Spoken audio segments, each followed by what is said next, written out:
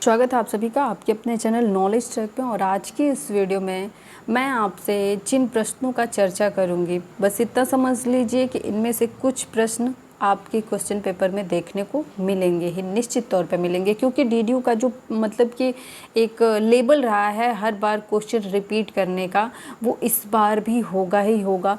और चूँकि ये क्वेश्चन पेपर आप जो देख पा रहे हैं 2021 के क्वेश्चन पेपर में पूछा गया था। और दूसरी बात ये कि 2021 में जब क्वेश्चंस पूछे गए थे तो पेपर जो हुआ था वो बच्चों को नहीं दिया गया था। क्वेश्चन पेपर और आंसर शीट दोनों ही सबमिट करा ली गई थी। तो ऐसी दशा में क्वेश्चन पेपर तो नहीं मिल पाया था, पर बच्चों ने जो भी क्वेश्चंस मुझे बताए थे उन क्वेश्चंस को मैंने नोट किया था और उसके बाद मैंने उनको सॉल्यूशन कराया था। तो चलिए इस पे चर्चा करते हैं और एक एक क्वेश्चंस को देख लेते हैं। सारे क्वेश्चंस को नोट कर लीजिएगा, आंसर देख लीजिएगा और लास्ट में मैं चर्चा करूंगी कि किस प्रकार से कौन कौन से टॉपिक से क्वेश्चन पूछे गए हैं और कौन कौन से टॉपिक से क्वेश्चन बन सकते हैं। तो किस प्रकार से अपनी तैयारी हमको करनी होगी, उसके लिए रेडी होना होगा। जैसा कि पहला क्वेश्चन, मैंने तो इसमें पहला क्वेश्चन लिखा है पर ऐसा था नहीं कि ये पहला क्वेश्चन है, क्योंकि ये मेमोरी बेस्ड क्वेश्चंस हैं। जिन बच्चों को जो क्वेश्चंस याद थे उसके बाद जो है उसको मैंने राइट डाउन किया है, उसके बाद उसका आंसर आप लोग को दे रही हूँ। तो पहला क्वेश्चन है, कुंभ मेला कहाँ नहीं लगता है? तो अगर आपको ये पता हो जाए कि कुंभ मेला कहाँ लगता है तो शायद आप इसका आंसर दे पाएंगे कि कहाँ नहीं लगता है। ऑप्शन चाहे जो भी रहा होगा, तो अगर हम जान लें कि कहाँ पे लगता है तो ऑप्शन को हम चॉइस कर सकते थे। तो यहाँ पे पूरी डिटेल हम जानेंगे। पहली बात, अगर कुंभ मेले की बात की जाए तो कुंभ मेला जो है दो प्रकार से लगता है। एक अर्ध कुंभ मेला होता है, एक पूर्ण कुंभ मेला होता है। तो हमको ये भी देखना पड़ेगा कि कहाँ कहाँ पे अर्ध कुंभ मेले लगते हैं, कहाँ कहाँ पे पूर्ण कुंभ मेले लगते हैं। कुंभ मेले का तात्पर्य यह है कि 12 वर्षों पर इस मेला का आयोजन कराया जाता है, ठीक है। और इसके हाफ यानी कि 6 साल पर जब इस मेले का आयोजन कराया जाता है तो उसे अर्ध कुंभ मेला कहते हैं। अब यहाँ पे हम जान लेते हैं कि ये कुंभ मेले कहाँ कहाँ पे लगते हैं। तो कुंभ मेला इन 4 जगहों पे आयोजित किया जाता है। प्रयागराज यानी कि इलाहाबाद में, नासिक, हरिद्वार और उज्जैन, इन 4 जगहों पे आपके कुंभ मेले का आयोजन किया जाता है। कुंभ मेला, अगर पूर्ण कुंभ मेले की बात की जाए तो 12 वर्ष में एक बार लगता है। तो अगर क्वेश्चन इस टाइप का आ जाए कि कुंभ मेला कितने वर्षों के बाद लगता है तो 12 वर्षों के बाद लगता है, ठीक है। तो इन 4 स्थानों का भी नाम याद रखेंगे। इसके बाद जो क्वेश्चन था कि मुंडक उपनिषद सत्यमेव जयते कहाँ से लिया गया है? सत्यमेव जयते कहाँ से लिया गया? तो सत्यमेव जयते जो है मुंडक उपनिषद से लिया गया है। ये क्वेश्चन पूछा गया था आपका। अगला क्वेश्चन पूछा गया था जो कि बहुत ही आसान क्वेश्चन था, ताजमहल स्थित है। तो ताजमहल कहाँ पे स्थित है? आगरा में, उत्तर प्रदेश के आगरा जिले में स्थित है ताजमहल। भारत के राज्य तथा केंद्र शासित प्रदेशों की संख्या बतानी थी तो 2021 के हिसाब से, ठीक है, अभी 2022 में भी वर्तमान में भारत की जो राज्यों की संख्या थी वो कितनी है? 28 है और 9 केंद्र शासित प्रदेश हैं। इसके बाद बात करेंगे कि भारतीय संविधान में समानता का अधिकार दिया गया है। पहली बात, आप लोग फंडामेंटल राइट, फंडामेंटल ड्यूटीज़, इसको खूब अच्छे से पढ़ेंगे। आप लोगों को मैं हर एक सब्जेक्ट की प्रॉपर वे में अच्छे से टॉपिक वाइज सारी चीज़ें डिस्कस कराऊंगी, पढ़ाऊंगी। तो जिन लोगों ने अभी तक इस चैनल का मेंबरशिप नहीं लिया है वो लोग चैनल का मेंबरशिप ले लेंगे। जो लोग चैनल का मेंबरशिप लेंगे उन्हीं को ये सारे कोर्सेज़ के वीडियो जो है विजुअल हो पाएंगे, वही लोग देख पाएंगे। तो मेंबरशिप लेने के लिए क्या करना होगा? चैनल के सब्सक्राइब बटन के पास में ही ज्वाइन बटन है, उसको आपको क्या करना है? ज्वाइन करना है। ज्वाइन करने के बाद आप जिस कोर्स का क्लास करना चाहते हैं क्लास कर सकते हैं। तो चलिए क्वेश्चन देख लेते हैं। भारतीय संविधान में समता का अधिकार दिया गया है। अनुच्छेद 14 से 18 के बीच में समानता का अधिकार व्यवस्थित किया गया है। ये हमारा जो है भाग, संविधान के भाग 3 और फंडामेंटल राइट यानी कि मूल अधिकारों के अंदर आता है, ठीक है। आगे क्वेश्चन देखेंगे, मानव अधिकार दिवस कब मनाया जाता है? मानव अधिकार दिवस मनाया जाता है आपका 10 दिसंबर को। पर्यावरण दिवस कब मनाया जाता है? 5 जून को मनाया जाता है। ये क्वेश्चन भी आपका पूछा था। महिला दिवस कब मनाया जाता है? महिला दिवस 8 मार्च को मनाया जाता है। भूटान की राजधानी कहाँ है? थिम्पू है। बिहार के लोकसभा सीटों की संख्या पूछी गई थी। हो सकता है इस बार उत्तर प्रदेश के लोकसभा सीटों की संख्या पूछी जा सकती है। तो सारे क्वेश्चंस को आपको याद रखना है, सारी चीज़ों को समझते हुए चलना है। तो बिहार के लोकसभा सीटों की संख्या कितनी है? 40 है। एक क्वेश्चन आया था MRI, ठीक है, इससे रिलेटेड कुछ क्वेश्चन था, पर स्टूडेंट्स को ये पूरा क्वेश्चन नहीं पता था कि क्या क्वेश्चन था। उन लोगों ने बताया, काफ़ी स्टूडेंट्स ने बताया कि इस तरीके से MRI से संबंधित प्रश्न था, लेकिन हमको याद नहीं है, ठीक है।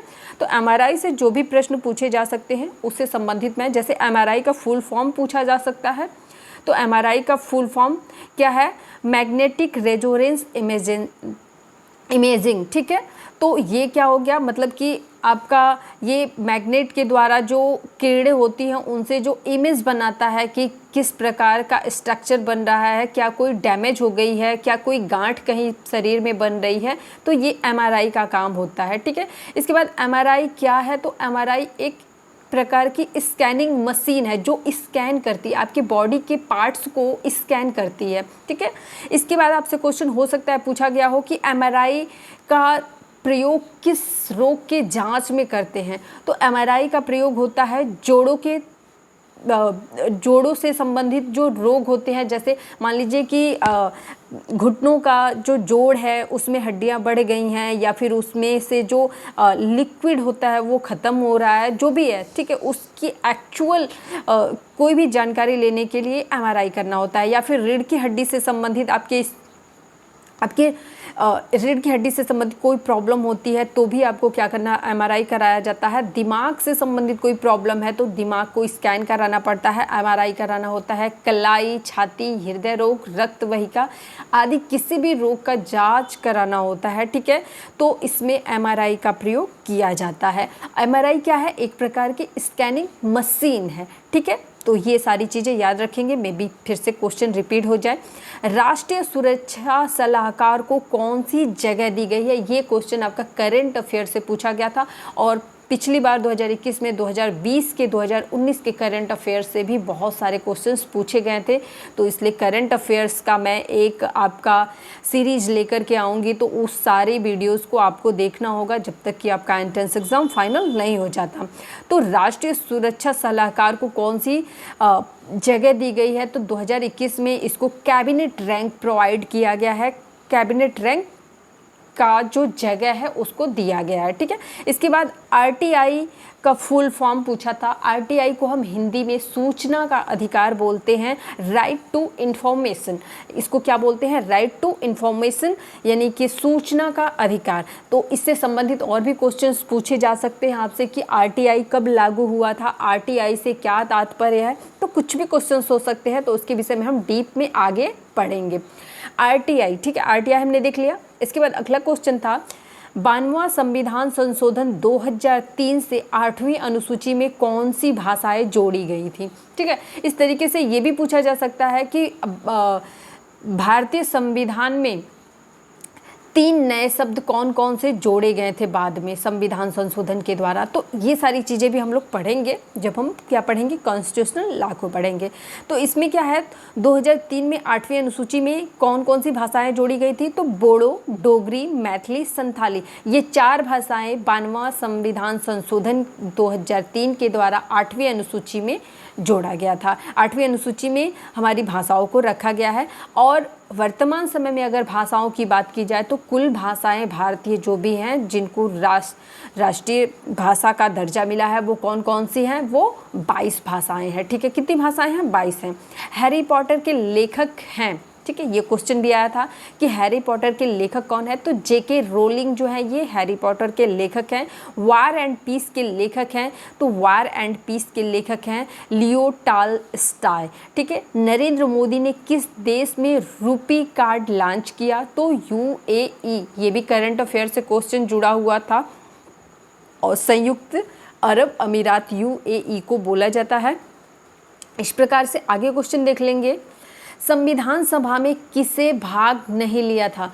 तो वहाँ पे क्वेश्चन जो भी रहा होगा, तो जो भी संविधान सभा के लिए भाग लिए थे हमको ये जानना ज़रूरी है। तो आगे जब मैं आपको कॉन्स्टिट्यूशन पढ़ाऊंगी तो उसमें सारे डिटेल आपको बता दूंगी। फिलहाल अगर बात की जाए तो मुस्लिम लीग ने जो है संविधान सभा में भाग नहीं लिया था। संविधान सभा में भाग किसने नहीं लिया था? तो मुस्लिम लीग ने ले लिया था।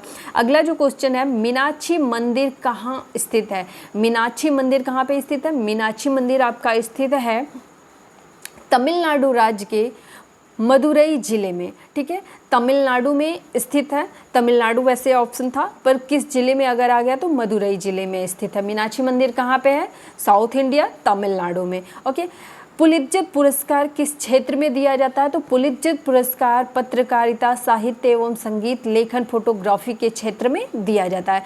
विश्व का चक्कर सबसे पहले किसने लगाया था? तो मैगलेन ने जो है विश्व का सबसे पहले चक्कर लगाया था, यानी कि विश्व का भ्रमण सबसे पहले किसने किया था? तो मैगलेन ने किया था। उपराष्ट्रपति को उसके पद से कौन हटा सकता है? ठीक है, तो पहली बात तो ये उपराष्ट्रपति जो होता है वो उपराष्ट्रपति के तौर पे कभी भी शपथ नहीं लेता है। वो राज्यसभा के सभापति के रूप में क्या होता है? जो है शपथ लेता है। राज्यसभा के सभापति के रूप में क्या करता है? शपथ लेता है। इसलिए जब भी उसे हटाने की प्रक्रिया लागू होगी तो राज्यसभा में निर्वाचित सदस्यों द्वारा बहुमत से प्रस्ताव पारित किया जाएगा तथा उसे फिर लोकसभा में सामान्य बहुमत से क्या किया है? पारित किया जाएगा। तभी क्या होगा? उपराष्ट्रपति को उसके पद से हटाया जा सकता है। तो ये सारी डिटेल है। आगे और क्वेश्चंस हैं, इनको भी देख लेते हैं। सफ़ेद हाथियों का देश है, तो सफ़ेद हाथियों का देश आपने बहुत बार सुना होगा, थाईलैंड को बोला जाता है। केंद्रीय सरकार कर नहीं है। ठीक है, केंद्र सरकार का कर नहीं है। ये क्वेश्चन कई बार एलएलबी एंट्रेंस एग्जाम में पूछा गया है, बहुत बार रिपीटेड क्वेश्चन है। तो ये भू राजस्व जो है ये केंद्र सरकार का कर नहीं होता है। भू राजस्व केंद्र सरकार का कर नहीं होता है। ठीक है, इसके बाद क्वेश्चन था, पृथ्वी सूर्य का चक्कर कितने दिनों में पूरा करती है? तो पृथ्वी सूर्य का चक्कर पूरे एक वर्ष में पूरा करती है, यानी कि 365 दिनों में पूरा करती है।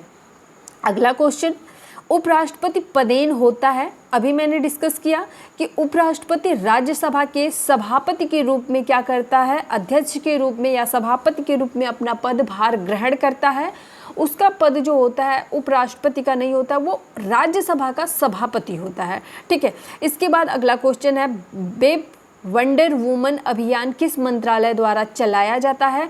तो महिला और बाल विकास मंत्रालय द्वारा वेब वंडर वुमन अभियान जो है चलाया जाता है। ये भी आपका करंट अफेयर से संबंधित क्वेश्चन था। पब्लिक प्रोसिक्यूटर सरकारी वकील बनने के लिए क्या आवश्यक है? योग्यता पूछी गई थी।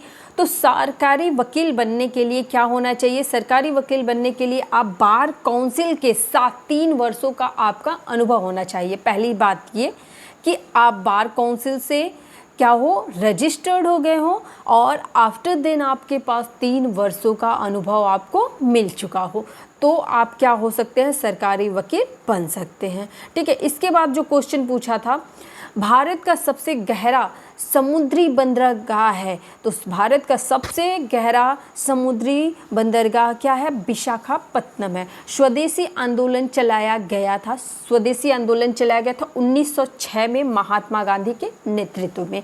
तो दोस्तों, अगर आज की ये वीडियो पसंद आए तो वीडियो को लाइक, चैनल को सब्सक्राइब जरूर कर लीजिएगा। और जिन लोगों को भी इससे संबंधित किसी भी कोर्स से संबंधित क्लासेस चाहिए, वो चैनल का मेंबरशिप बटन क्या करेंगे? ज्वाइन कर लेंगे और ज्वाइनिंग के बाद आपको आपके कोर्स से संबंधित सारी वीडियोस मिल जाएंगी। दूसरी चीज़ ये कि यदि आप किसी कोर्स की प्रिपरेशन करना चाहते हैं तो कमेंट के माध्यम से आप एक बार मेंशन कर दीजिएगा कि उसका आप किस कोर्स की प्रिपरेशन करना चाहते हैं, क्योंकि हमारे चैनल पे आपको एलएलबी, बीए एलएलबी के एंट्रेंस एग्ज़ाम की प्रॉपर वे में सारी क्लासेस दी जाएंगी, जिसमें आपके जो भी सब्जेक्ट होंगे यानी कि आपका पूरा सिलेबस कवर किया जाएगा। तो वीडियो पसंद आए तो लाइक ज़रूर करिएगा, चैनल को सब्सक्राइब जरूर करें। वीडियो देखने के लिए धन्यवाद।